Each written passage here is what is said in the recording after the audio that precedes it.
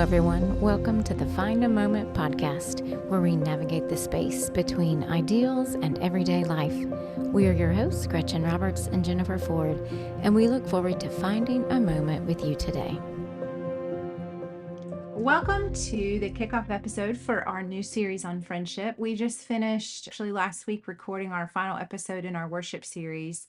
And we had our friend Brooks Joyce from our church. He's the worship director. I think I got his title right at our church here in Wilmington. And we just had such a wise and encouraging conversation with him. So if you haven't heard any of that series yet, please go back and check it out. But we are starting a new series today on friendship. Gretchen and I have been longtime friends for over a decade, and I like to think about what we're doing with this podcast as an extension of sorts from our friendship, and just realizing that what we have is really special, and the conversations we have and the way that we've sharpened each other over the years, that it is something that would hopefully be able to encourage others. And so if you're taking time to listen in, then we hope that our friendship and what we are sharing with you and the work that we put into this, we hope that it blesses you in some way.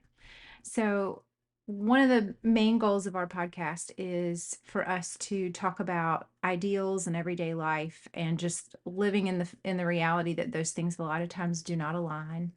And how do we sort of navigate when there is a space between those two things, because it is rare that our ideals are met on a daily basis. And so in the context of friendship, we're going to talk about ideals and then everyday life, and we'll talk about that in different spheres of our lives: friendships within family, and within people in our community and in our ministry circles, and in the workplace, or people just, our neighbors, and friendships from childhood. And do those friendships have to last our lifetime for them to actually be real deep friendships? And so how different seasons of life change us and change our friendships. And so I thought, to start out, we could just define friendship. And one of the online definitions I found is that friendship is a mutual and voluntary relationship between people, and it is built on trust, affection, support, and shared connection. And it is a bond, a chosen bond. So we're also going to talk about chosen relationships versus relationships that are not necessarily chosen. So it's a chosen bond of trust and care between people who enjoy being together and who support each other. And Gretchen, I am grateful that you are one of my main people for that in my life. And so let's talk a little bit about is there anything, Gretchen, that you would add to that definition, or anything that you would say to augment that? I just think that is beautiful, a beautiful definition. And I am so thankful for your friendship. And it has been such a gift to go through. It's hard to believe it's been over a decade, right? I know. Wow. I think when I think of my definition of friendship, or kind of what my ideal is, I definitely think my ideal is deep, meaningful relationship. And I think probably based on personalities and preferences and things, I feel like I always am referring back to our identity series, but I think it's such a place to start in so many different conversations and realms of our lives. But I think understanding who you are and how you're made and how you're wired, I think probably affects how you think and how you define friendship, and kind of what you need or want out of friendship, and what you feel like you have to contribute to friendship. I think probably a lot of that goes back to that identity discussion and kind of self-reflection and work. The deep, meaningful relationship is something that's a priority to me, and kind of an ideal for me. Seeing how Jesus lived his life with his disciples is such a model for me of friendship, and has really given me more of a framework, especially more in my adult years than maybe in my younger years. I think in my younger years, my ideal was just to have friends and to be understood and known and loved. And so I think that in my probably teen years, I looked to friendship to meet needs that really were probably God's to meet. And so I probably didn't go to friendships whole, allowing God to be the one to define me, to tell me my worth and my value and all of those kind of things. Having that growth and depth become a reality allowed me to see friendship from a different perspective, I think. Because Jesus, it says in scripture that he sympathizes with us, he has compassion for us, he instructs us to be quick to forgive and to bear with one another. So, kind of all of those characteristics are things that I want to be as a friend and that I value as a friend. So I think over the years, my ideal has probably changed some just based on growth and maturity. And I'm sure I have a lot more room to grow and mature in that regards too.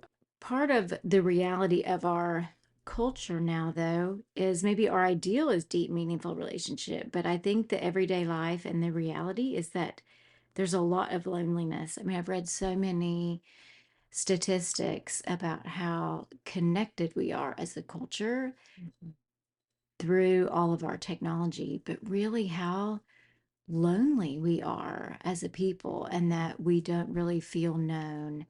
So that's kind of a heartbreaking reality of everyday life is the loneliness that so many of us experience. And I know I've gone through seasons of loneliness, and you probably have too. You're already touching on something that I thought we would maybe even visit in our second Oh episode. no. I feel like it just shows that there's some alignment there. I actually brought a copy of a book. It's called Them by Ben Mm, Sass, but it's called Them: Why We Hate Each Other and How to Heal. And I will go ahead and put a disclaimer out there that it is very politic heavy, but it all opens up with the loneliness epidemic mm, and what technology has done in deceiving us to think that we are connected, but really we're lonely. And so he gets really into the weeds with a lot of data and statistics. And I think The Anxious Generation is another one of those yes. books that gets really heavy into the numbers, which I honestly, I want both of our girls to read that book. Yes. They're And so I need good. to read it It's so too. good. I've And read excerpts. another one that I just finished reading, it's called Reclaiming Conversation. And I think I may have touched on that in a previous episode, but I was shocked when I was reading it and looking back, and it was written in like 2015. I thought, oh my goodness, I can't believe it's been, Mm-hmm. 10 years since this was written, and how much further into the Mm-hmm. wilderness of lost conversation we are. And it talks a lot about in our digital world, like just the ability to communicate face to face, how that has drastically changed, and how in our younger people, and like I said, this was 10 years ago that it was written, so the statistics are probably, worse now, but talking about in our young people that their empathy, Mm-hmm. their ability to empathize is dwindling because of so much of the technology and the lost art of conversation. Mm-hmm. So I hope that this series will inspire us to be more face to face Mm-hmm. and to reclaim conversation with each other, and anything we can do to battle the anxiety and the loneliness that's so Mm-hmm. pervasive. I think friendship through Christ and centered on Christ is such a way to heal Mm-hmm. in the midst of those issues. This is making me think of something I've noticed over the last couple weeks since school has started back. And when I'm driving in and out of our neighborhood in the morning and like mid afternoons, I'll see groups of kids, particularly in the morning, waiting for the school buses. And they're all just standing there with their heads, with their chins to their chest, looking at their phones. And there's a whole group of them, and nobody's talking. They're all just looking straight down at their phones. Mm-hmm. And I even noticed this yesterday at Mayfair, which is a if you're not familiar with Wilmington, Mayfair is a shopping area. It's all like outdoor. Well, I say outdoor. It's all retail, but it's like connected through Mm-hmm. sidewalks. So there's a lot of benches and outdoor seating kind of along the way. And I even see groups of adults doing the same thing, or adults sitting on the bench on the corner, and everybody's head is just down in their phone. You think, gosh, we're missing out. We're missing out on connection. We're missing out on conversation. We're missing out on giving someone an opportunity to feel heard, to feel valued, whether it's a stranger or not. We're so, it's almost like we're fearful to connect in a Mm-hmm. way. Even one of my sons who's in college has said that in their college classes that they'll have great discussion in class. And so he thinks, I would like to continue this conversation, as we leave the classroom and are, walking. And he said on campus, it's the same thing that they have conversation in class, but then Mhm, walking on the sidewalks in between classes, mhm, everyone is down on their phone and he's mhm, looking around and there are no eyes to connect with mhm, to even say that, a good afternoon or any kind of greeting. So it's an interesting time. mhm, And we wonder why we feel anxious and lonely, right? I mean, the data, it's just becoming more and more evident mhm, of mhm. of why we're feeling this way. I wonder too if the fact that there's the illusion of connection in the in reality it's an absence of connection. I wonder if that dissonance is part of what creates that anxiety. Not just the fact that loneliness exists, but that we've been kind of tricked into thinking that Mm-hmm. we're connected, but we're not. And so we're confused about the fact that we're still feeling isolated and lonely, even though we have, however many followers on Instagram, or, Mm-hmm. whatever the metric is, especially for young people. Mm-hmm. Well, and I think there's the five senses of it too, of being with someone. I mean, I'm a hugger. I don't know. Some people are not huggers, but just that Mhm, connecting, with a friend and just giving them a hug when you greet them. Or I was talking with a friend after church yesterday and, I said, "How are you?" And she kind of took a break and didn't say the usual good, how are you, and I could just tell in her face. And she's going through a really hard season, and just to be able to give her a hug and just say I'm praying for you, and just that physical connection, mhm, nothing say sending her a text and I'm praying for her, yes, would be meaningful, but just having that in person, like there's just mhm. nothing can replace that, I don't Right. think. I'm sure that there's, just like holding your baby versus looking at your baby. I'm sure there's some data about like what even happens. You're talking about the senses, but I even think about like all of the things that we experience from interactions that we're not even aware of, like Right. whether it's smells that we don't like Hmm. consciously smell, but there's things happen, with, you Yes. know, Well, even like the smell of someone's shampoo right, or right, cologne, or right. you associate it with that person. So when we talk about friendships, and of course on this podcast, we're going to talk about ideals and everyday life. When we talk about friendships, let's kind of cover what our ideal would be, and then let's talk about what everyday life would be. Certainly, this looks different. I think the way that you would define your ideals if you've got a newborn is going to be different from your Hmm. ideal if you're an empty nester, or if you're single and don't have kids and a family yet, Right. or if you are a grandparent. Like, what does your ideal in friendship look like then? Like, Hmm. what's happening in your life and in your family can really dictate I don't know, maybe for some people that doesn't change the ideal, but I look at my ideal as like what is my ideal for what I can actually handle right now. So maybe I'm like putting some reality around my ideal. I don't know if that, maybe that's the healthy thing to do. I don't know. I think it is, because even like we talked about in our health and wellness series, we can have these Yes. ideals that Yes. are unrealistic, and then we live in a place of Right. disappointment and guilt and Hmm. the everyday life. That gap will never disappear. So Right. I think that's wise in my, you Yeah. know. Maybe it helps to reduce the number of times that we're like in everyday life. Right. I'm gonna make my ideal a little bit more attainable.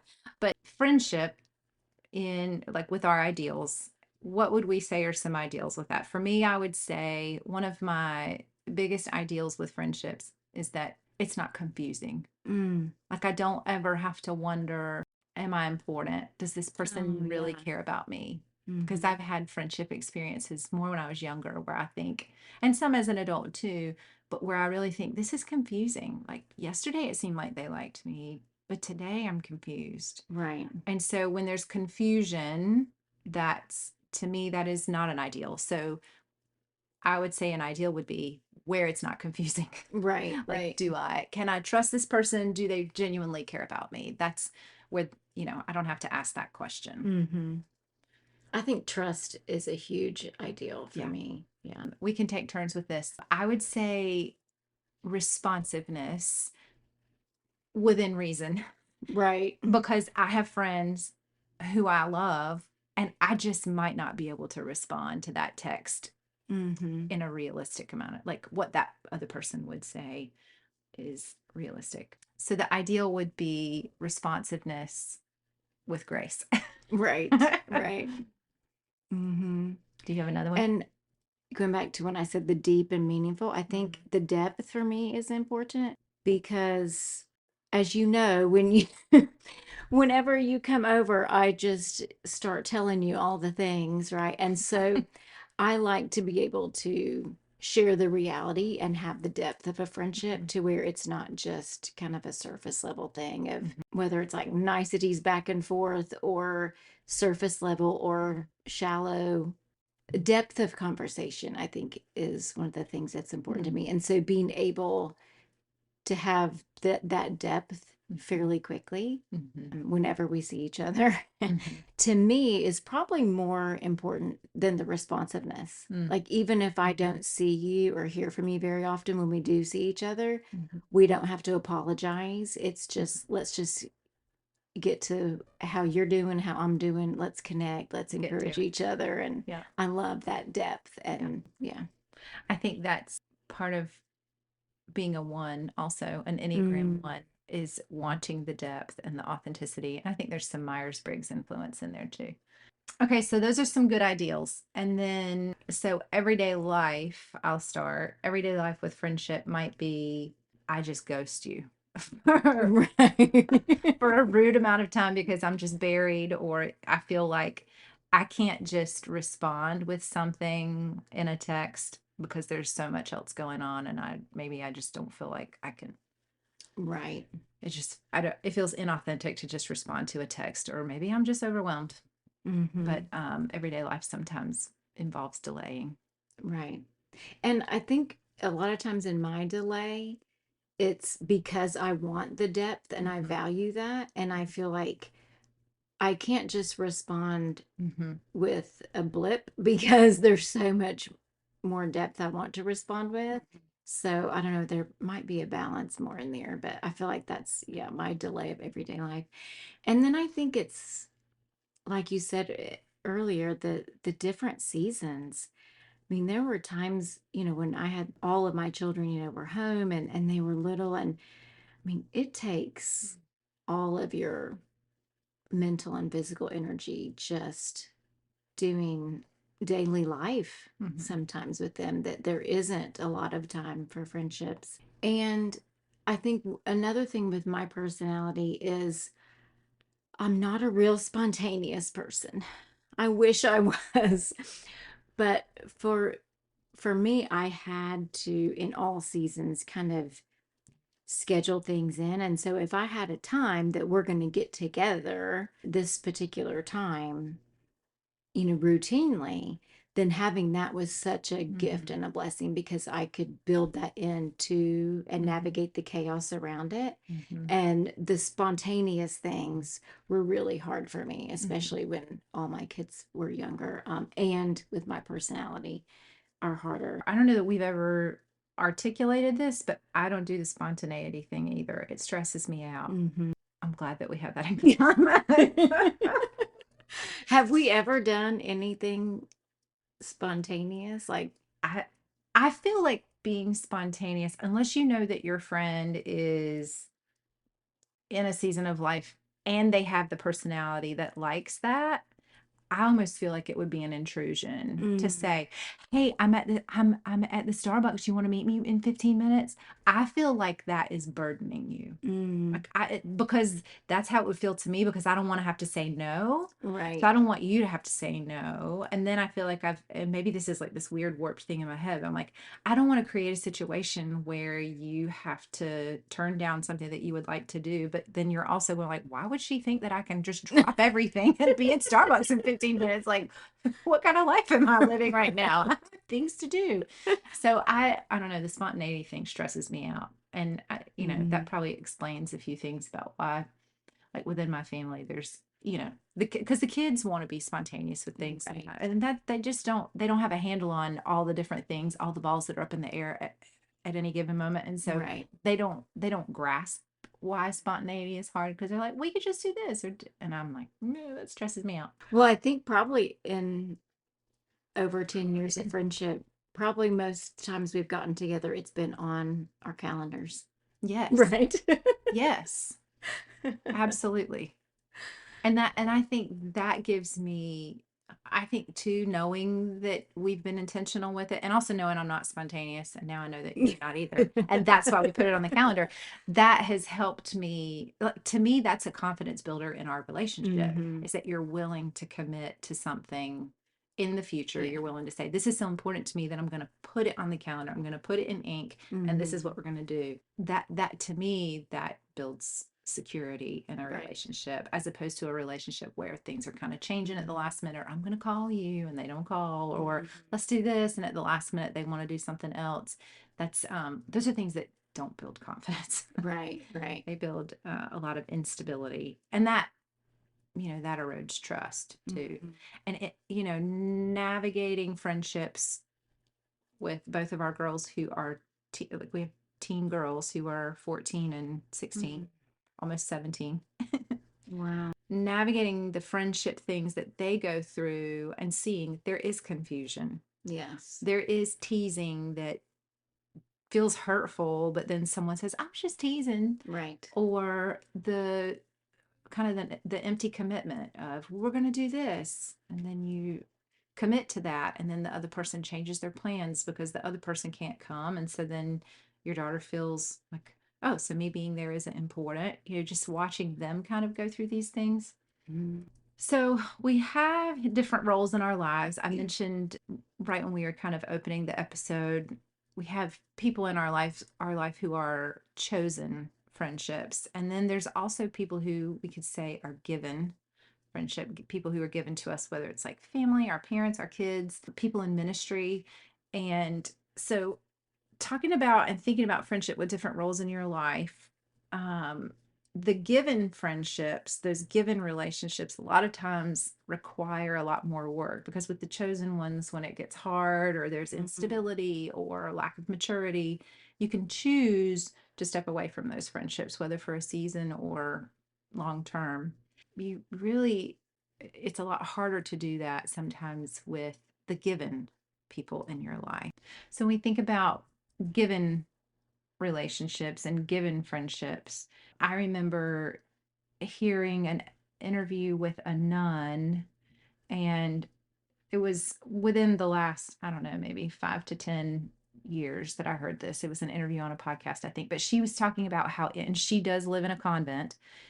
She was talking about how the nuns there are not allowed to have special friends, or like a best friend or preferential friendships, and that they are required to have sort of equally weighted friendships and relationships with all of the other nuns with whom they live and work, because it's much more refining Mhm.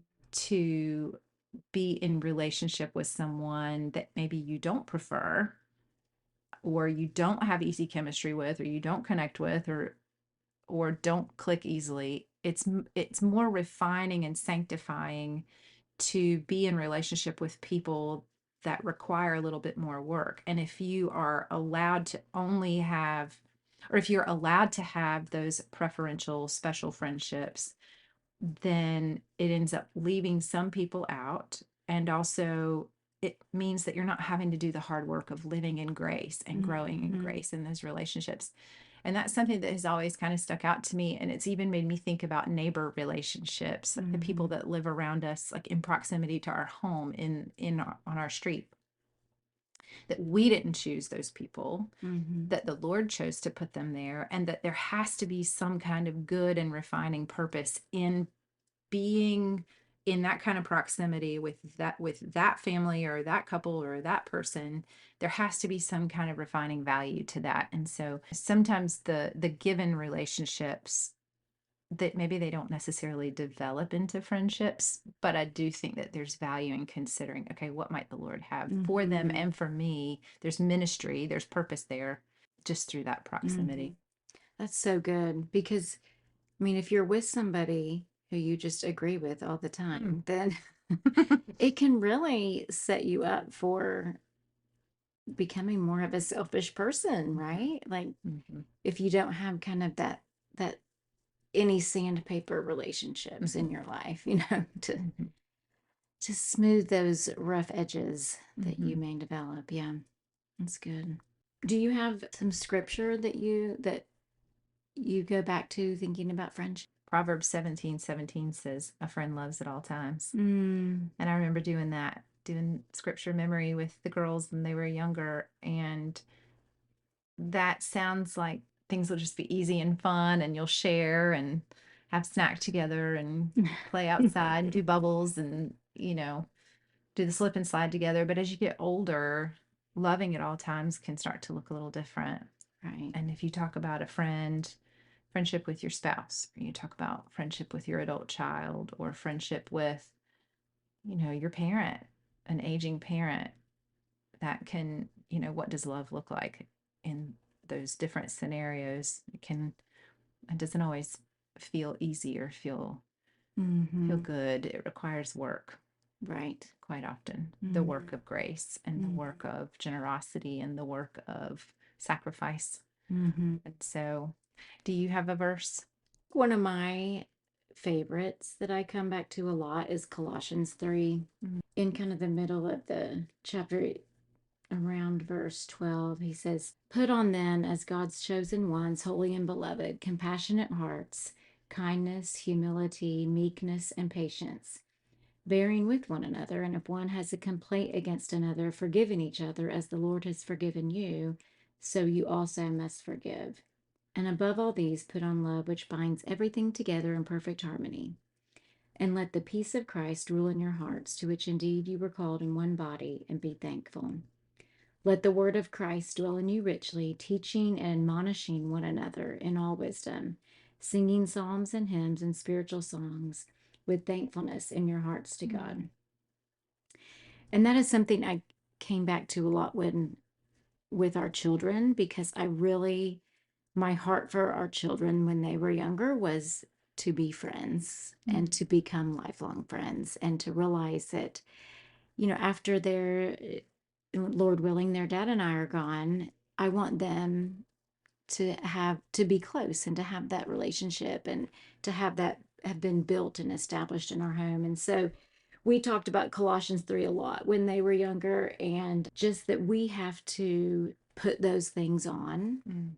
and we have to train ourselves in those ways and practice. It's not just a natural thing to wake Mhm. up with Mhm. compassion and kindness and humility and patience. And those are things we have to choose to put on and to bear with one another. I think that is such a portrait of friendship for me, is bearing with one another Mhm.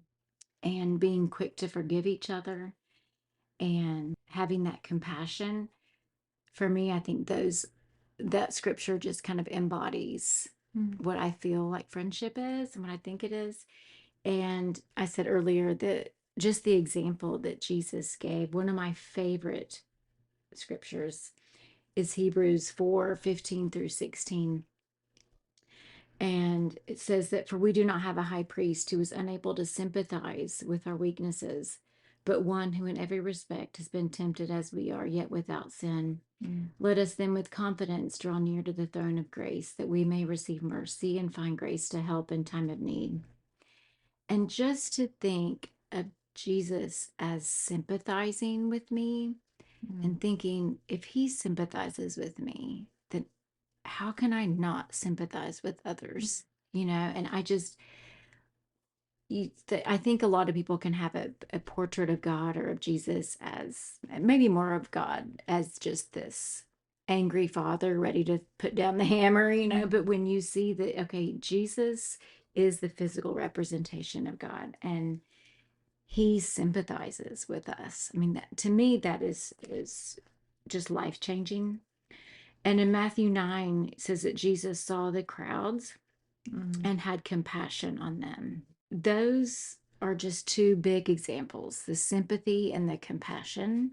Probably a lot of why I'm drawn to those aspects of Christ too, I think, is because I am a feeler. And mhm, so I really, emotion and feeling is a big part of my personality and the way that he wired me. And so relating to his sympathy and compassion is important. And I think that it's a way that we can be friends with whoever our mhm, paths cross with.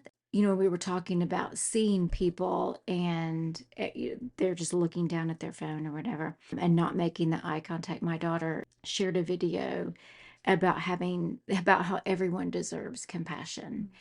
And it just showed people in their everyday lives and how quick we are to mhm, judge them, whether it's a child having a tantrum or somebody driving the way you don't like want them to drive, or just all these different scenarios.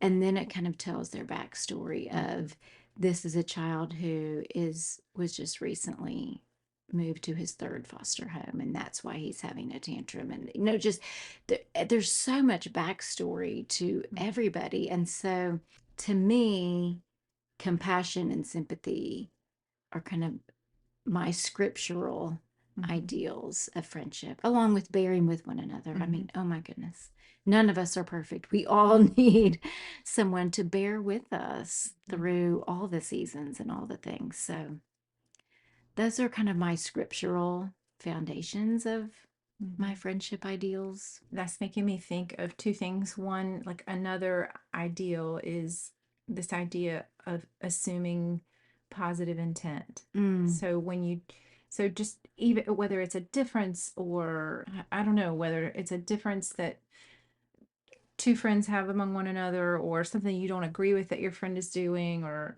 whatever that is, just still assuming with grace that that person is doing what they think is best, and maybe there's something like what you were saying, like the backstory part, there's mhm. probably something going on that if I knew, I would understand better. So always Right. having your eyes open to the fact that there's something about what's going on, that I don't understand and I don't have access to that information, but if I did, I would be more understanding. So why don't we just move into those relationships? Why don't we let our thinking be also informed by the fact that there's things we don't know yet? Mm, And how would that change our judgment of somebody? How would that change our opinion or our actions or our attitudes or what we say when that person leaves the room? so good. I think that matters. And then what you were saying about the video that your daughter shared, it reminds me of something, and you may have seen this, but it was years ago. It was something on social media, and I feel like it was content that someone had created. It wasn't just like real snippets of things that somebody Hmm. filmed like personally, but it was kind of that same idea. So it was moms at a park, Mm. and each of the moms was doing something that other moms could judge her for. Like one was breastfeeding, one was mixing up a bottle of formula, one was feeding her kid like a healthy snack, the other was giving her kids like soda and, whatever. Cheetos. Maybe. Like, so there's like these kind of contrasting Yes. value things going up, like playing out these little tiny scenarios, and it goes back and forth and back and forth, and it shows some of the moms looking at the one mom that's doing the thing like with these judgy eyes, and then the other mom's getting judgy looks. And then towards the end of the video, a stroller with a baby in it, the mom turns around or something happens and it starts rolling down the sidewalk, like there's a hill, and the Mm-hmm. stroller starts going down the hill, and every single mom jumps up and they all run after the baby. It just made me think about the fact we're all just doing what we think is best Mm-hmm. for our children, but ultimately we love them. So like whether it's motherhood or whether it's what you're doing for ministry or in your workplace or in your marriage or parenting, like we do things differently, but that's because our context is different, our experience is different, what we have going on swimming around in our thoughts is different, what the Lord is teaching us in that moment is different. But if we are able to move in and out of relationship and encounter and fellowship and friendship, if we're able to move and navigate through that, these interactions with just other people, assuming positive intent, Mm-hmm. that can help us, it can help us love them better. Yes, that's so good. And it when we issue judgment in our hearts, even if we never express that judgment, it still drives a wedge between us and that Mm-hmm. person. Mm-hmm. But yeah, that video always stuck with me. Mm-hmm. So it's like, oh, they're all just, everybody's just doing what they're doing the best they can. They're doing what they think Right. is okay in that moment, you know? So one of the things that I'll share a personal experience that was definitely not an ideal. This was everyday life, and it was years ago, probably 4 or 5 years ago, but with one of our girls, we were having a tense moment, and there was just, you know, strong personalities and some resistance. And I felt like as a parent, I was responsible for holding a boundary, but I don't think I was doing it in the best way, probably. And I was probably getting emotional and frustrated. But the words came out of my mouth. I said, I'm not your friend. And what I really meant was, I'm not your peer, and I don't owe Right. you the same. Like, I don't have to respond to you the same way that you have to respond to me. And what I meant was, I felt like she was being demanding of me, like insisting that like in some way that I'm accountable to her in the same way that she is accountable to me, and her seeing us as our relationship is not having an element of authority there. Mm-hmm. And I've never been like a really, I don't know, like a hammer wielding parent. But in those moments, I let my emotions get the best of me. And the words that I said shocked her because her eyes got really wide. And I realized that I had really wounded her. And I'm not your friend is not what I meant. What I meant was, I'm your mom. We're not, I didn't know how else to communicate it. But what Right. I really just wanted to say was, I'm not your peer. I'm not somebody you're in class with. I'm not somebody at AHG. I'm not, your friend from down the street. But it was very wounding. Mm-hmm. And what I know too is that in the long run, I want us to be friends, like Right. well beyond my role in her life as her mom who's setting boundaries and, making decisions about what she can and can't have access to and where she can and can't go and things like that.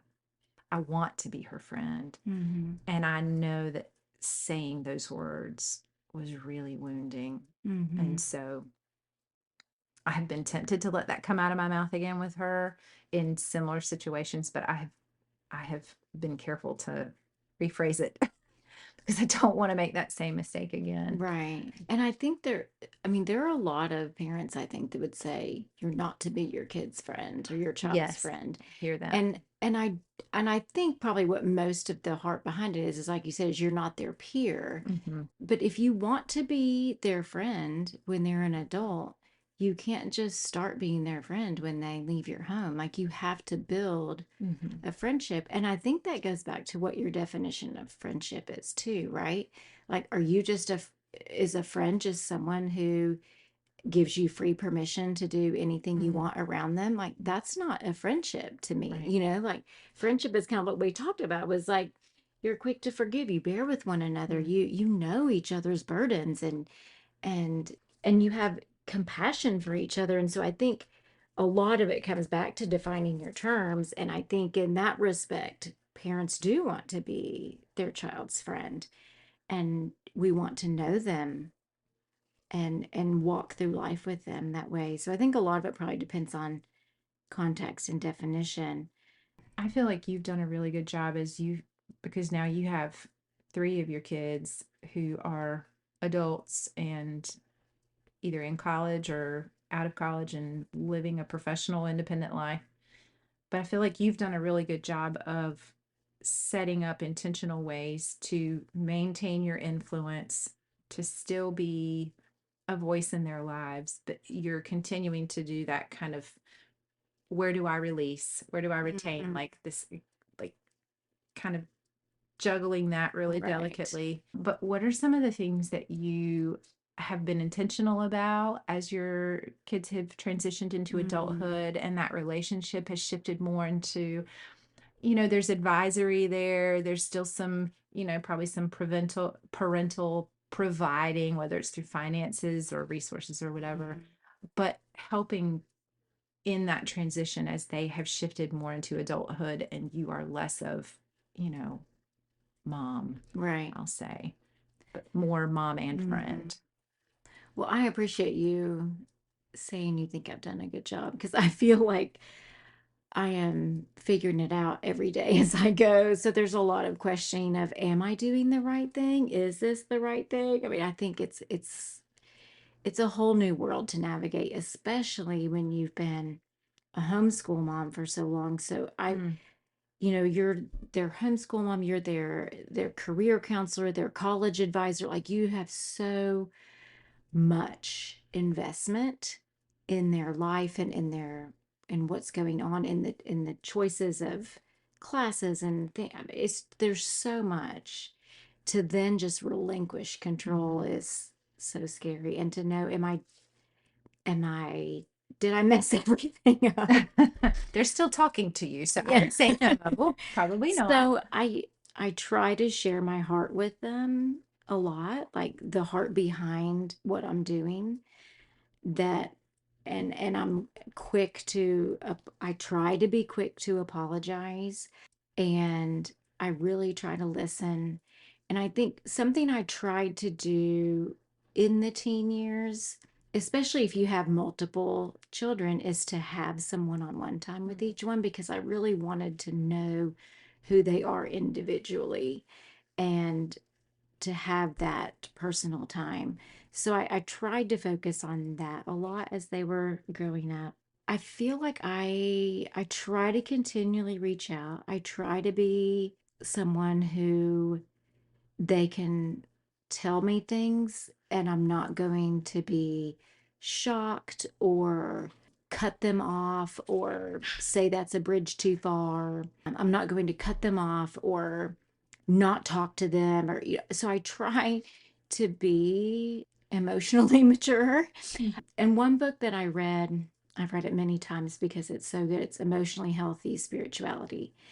And it really talks about just being able to look at yourself, understand who you are, why the way you are. And it helps to kind of flesh out like any kind of self-serving, manipulative behaviors. There are things like that. Like, I don't want to be this controlling, needy person, especially with my adult children. So, reading through that really helped a lot with helping me to feel more sturdy and solid to navigate adult life with them. But it's really trying, for me, it's trying to listen, offer, how can I help? Another book, I may have mentioned it before. I don't know if I have on this podcast or not, but it's Doing Life with Your Adult Children. I think the subtitle is like keep the doormat out and your mouth shut or something like that. So it definitely talks about not necessarily like the 16 to 19 years. It goes into a lot more of like the older years, like when your Mhm, adult children have their own family and that kind of mhm, thing. It's much more about how you can't control their life and that's not your role. And mhm, how do you navigate like releasing mhm, that control and releasing those expectations? And for me, a lot of it is knowing who they are because who they are at 20 is not who they were at 16 or 17 when they were in right. your home. And you have to continue to work on that relationship. You Mhm, can't just take the memories and think that that will sustain an adult friendship. Like you have to continue cultivating that friendship just like you would with like our friendship. mhm. So it's reaching out, being available, listening, offering advice when you can. So I don't know. We'll see. We can maybe sometime we can have my adult children on and they I can would tell love you all that. the ways I've messed up. Hmm. Well, I We feel can like, learn from them. well, what's funny is like I can remember in my 20s, I felt like my eyes opened a lot to the things that my parents did wrong. And then when I got married and had children, my eyes were opened further to all of the ways that they gave me so much grace. And they never even told me that they were giving me Mm, grace because grace doesn't do that. Grace doesn't announce itself. right. Grace is quiet. Grace is behind the Mhm. scenes. And sometimes the thing about grace is that sometimes you don't realize you're getting it until much later. And that's the humbling part of it, is Right. that you're in the moment, you didn't even know that you needed it or that you were receiving it. And then later Mhm. God says, you know what? I'm going to show you something. And it's kind of like you get a behind the scenes view of like this playback.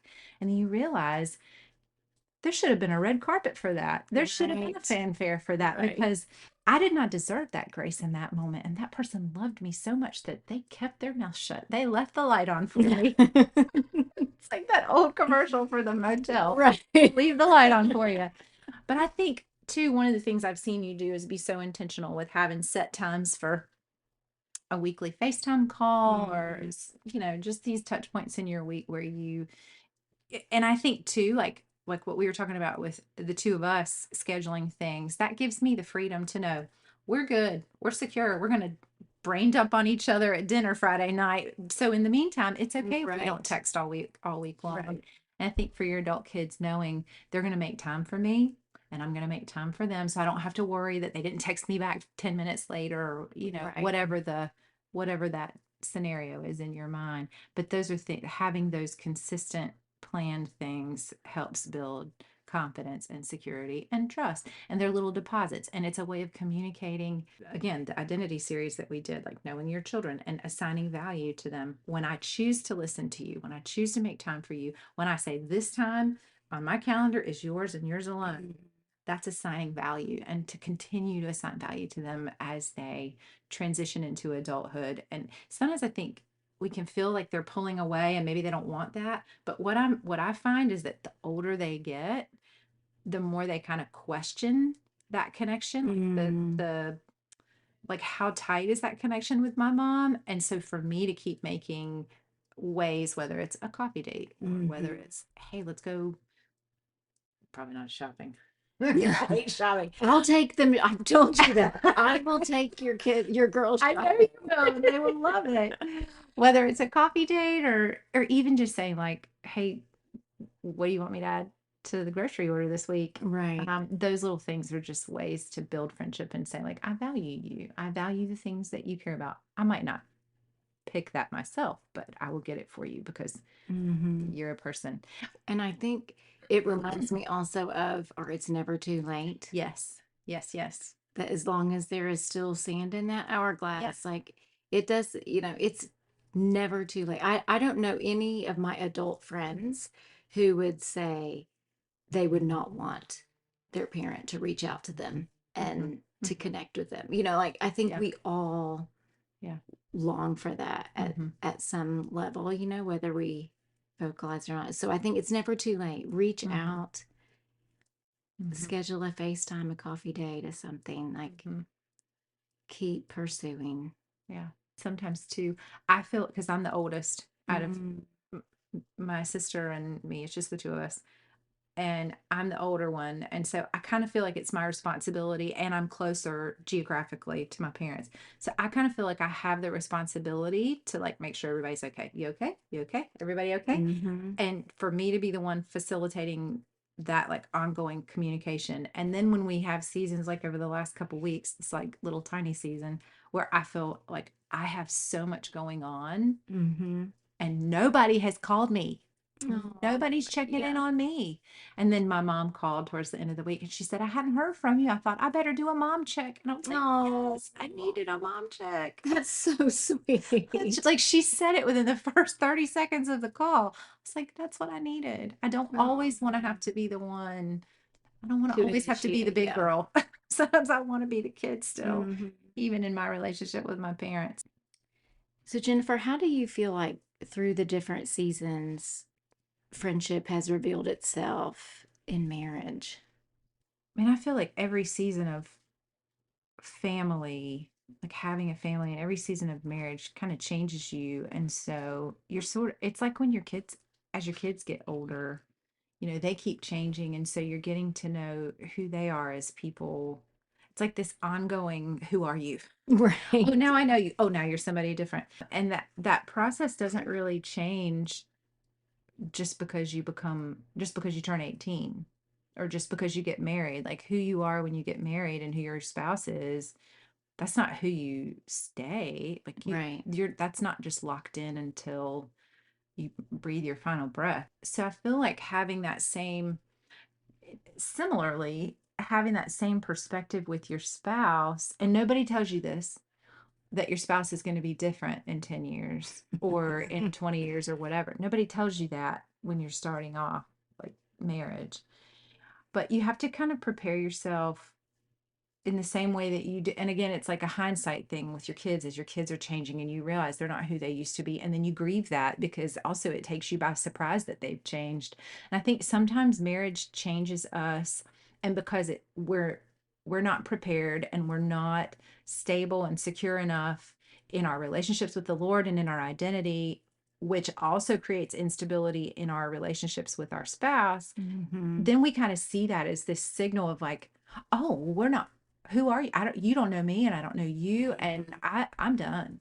Right. My needs aren't being met. You don't even know what my needs are. And so we kind of, people will see that as a license to walk away from a covenant. Mm. And I, I do think that we are done a disservice by not being told, or maybe I was told and I just didn't listen in premarital, but I do feel like it has taken me by surprise how Hmm. different we have become. Okay, so you have babies. Okay, so then your kids get a little bit older. Okay, so then your kids are, young teens. Well then, and the way that we parent changes, and who our kids are affects the way that we parent, and how, do we work together as a team or do we work against each other? Do we undermine one another? Do we trust one another in the way that we parent? Well, of course, that's going to affect the relationship between the husband and wife. I mean, I have definitely seen that in our own marriage. And so, I guess one of the questions is, how do we remain invested in the friendship we have with our spouse, knowing that seasons will change, who they are is going to change, who we are, who I Hmm. am is not who my husband married. There are a lot of things about me that have changed. And so he's had to bear with me through my changes. I've had to bear with him as well. Hmm. And so sometimes I think the bigger picture is it's not just, are my needs being met? Does he know me? Do I know my husband? What if bearing with one another and saying, my relationship with my spouse is a covenant that I made before the Lord, regardless of whether things change or stay the same. And what if marriage is this vehicle? What if it's the primary friendship where God asks us to come to him with our unmet needs and to come to him with our need for intimacy and our needs for compassion and our need to be known? What if that's the place where God says, things are going to change, but I don't change. I still know you. I still have purpose for your life. I still see your heart. I Hmm. still understand. And so what if the enemy deceives us in marriage into thinking that because you're not known anymore, or because you think you don't know your spouse, you're better off alone, Mm. because at least you're not with somebody that doesn't know you. So what if we are actually the friend that our spouse really needs, but because it's vulnerable and it feels risky because we don't feel known and it feels insecure and unstable, what if because of that, what if we withhold, and then we're inhibiting this deep sanctifying work that the Lord is actually intending to work in Hmm. us through our marriage? So one of the things that's always given us hope, and even in the hard seasons of marriage and parenting, and there have been many, one of the things that's given me hope is that we still enjoy each other when the kids are gone. Aw. And we were raised very differently and we don't parent the same. And that's been a place where the Lord has required us to give a lot of grace to one another. But when the girls are gone for whatever reason, whether it's for a weekend or spending the night at a friend's house or grandparents or summer camp, we really enjoy each other. And we always joke because he'll say, "Do you want to go out to K38 for dinner?" And I'll say, "Can we just order in?" And he'll be like, "Yes." So like we even, Oh, but I think he feels like, I should probably take her out. And then I'm like, no, I really just want to stay home. And he's relieved because we both want the yes. same thing. But that's given me hope for the empty nest season, which will come much faster than we Hmm. think. And I don't want to be doing the rest of our married Hmm. years feeling lonely and isolated. I definitely don't want to do it alone. And I definitely don't want to do it with somebody that I don't enjoy. So then how do I bridge that gap? I have to do that work. And just, I think sometimes we can feel too as women like, well, he's the one who should be laying his life down for me. Well, no, you should also be loving him and serving him out of reverence for Christ. And so you do the work, you make the first move. And I'm preaching to myself today because I need to hear that sermon. Well, it reminds me of a book, of course. Hmm. I'm always You're the library. You're the librarian. It reminds me of the book Sacred Marriage, Mm. and the subtitle is What if God designed marriage to make you holy, not to make you happy? Happy, yeah. And not that happiness isn't a byproduct of that holiness either, but that holiness is the primary thing. And so that was one of the books early on in marriage that really changed my perspective of this highly emotional, feeling needy 20 something that, oh, he is not made to, I mean, that would be a full-time job to meet my every need because I'm a little needy sometimes. I'm a little emotional. So just to realize, like, oh, marriage is refining for both of us. Like, that's kind of the point, that it is. And now, 26 years into it, I can Oh my see goodness. that, oh, that refining. It's just, it's so hard, but it's so good. So good. I don't think that level of refinement and purification and sanctification can happen apart from marriage. Yeah. There's something that is like, there's no way to capture that in any other, not any profession, not any career, not even a season of ministry or a career of ministry could produce what marriage can produce. Maybe that's why it's the only covenant. Maybe that's why it's the covenant. Yeah. Well, we have unpacked a lot about friendship in this first episode. It's been so good. We still have a lot more to share, though. So we're going to have to continue with another episode in friendship. It's been good. I'm grateful to be able to do this with you. Me too. That's really sweet. A final scripture, Proverbs 18:24. One who has unreliable friends soon comes to ruin, but there is a friend who sticks closer than a brother. And that is our Lord Jesus. So our prayer is that each and every one of you knows Christ as your friend. And we would just challenge you in the meantime, before you listen to our next episode, to find somebody, find a moment, phone a friend. Yes. And reach out to somebody and let them know that they matter in your life. And we will talk to you next time.